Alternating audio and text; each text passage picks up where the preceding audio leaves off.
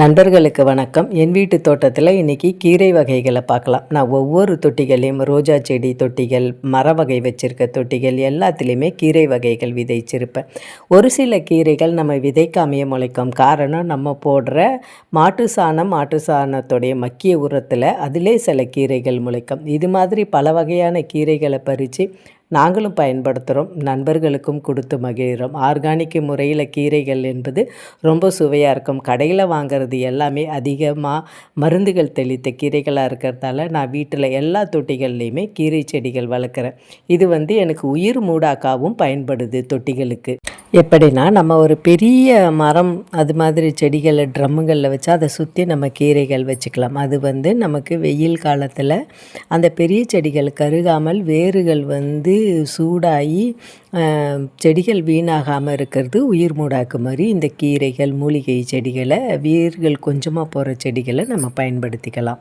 மிளகாய், கத்திரி செடிகளுக்கு தொட்டிகள்லேயுமே நாம் கீரைகள் விதைச்சிருக்கேன். அதுவுமே உயிர் மூடாக்காவும் பயன்படுது. நமக்கு தேவையான கீரைகள் ஆர்கானிக் முறையில் கிடைச்சிடுது. இது மட்டும் இல்லாமல் கொடி வகையான முடக்கத்தான் கீரை அந்த மாதிரி கீரைகளையுமே போட்டிருக்கேன்.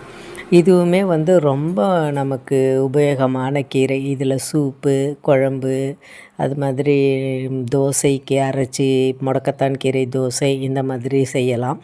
நம்ம சத்து நினச்சி வாங்குகிற கீரைகள் கடையில் நிறைய ரசாயனம் கலந்ததாக இருக்கிறதால முக்கியமாக ஃபஸ்ட்டு ஆரம்பிக்கிறவங்க தோட்டங்களில் கீரைகளை சுலபமாக வளர்த்து பயனடையலாம். சிறு சிறு தொட்டிகள்லேயே கீரைகளை வளர்த்து பயனடையலாம். அது மாதிரியும் ட்ரை பண்ணி பாருங்கள். நம்ம கண்களை நம்ப முடியாத அளவுக்கு நம்ம மாடி தோட்டத்தில் அந்த அளவுக்கு கீரைகள் அறுவடை எடுக்கலாம். ஒரு 1.5 மாதம் 2 மாதத்துக்குள்ளே கீரைகள் அறுவடை வந்துடும். நான் ஒவ்வொரு தடவையும் கீரைகள் அறுவடை எடுக்கும்போது மெகா அறுவடை தான் சொல்லணும். ஒரு 15 நாளைக்கு ஒரு தடவை மொத்தமாக இந்த மாதிரி கீரைகள் அறுவடை எடுப்பேன். எனக்கு தேவையான சமயத்தில் எனக்கு தேவையான கீரைகளையும் அறுவடை எடுத்துப்பேன். இது மாதிரி ஃபுல்லாக மொத்தமாக எடுக்கும்போது நண்பர்களுக்கு எல்லாருக்கும் ஷேர் பண்ணுவேன். இது ஆர்கானிக் முறையில் நம்ம வளர்க்குறதாட சுவை ரொம்ப நல்லா இருக்கும். ஒரு தடவை வாங்கி சமைக்கிறவங்க இன்னொரு தடவை கீரை இருந்தால் கொடுங்கன்னு கேட்பாங்க. அந்த அளவுக்கு இருக்கும். நம்ம தோட்டத்தில் வளர்த்த கீரைகளை சாப்பிடும்போது தான் தெரியும் கடையில் வாங்குகிற கீரைகளுக்கும் தோட்டத்தில் நம்மளாக ஆர்கானிக் முறையில் வளர்த்து சாப்பிட்ற கீரைகளுக்கும் உள்ள டிஃப்ரெண்ட்டு. அந்த அளவுக்கு சுவையில் மாற்றம் இருக்கும் இரண்டுக்கும்.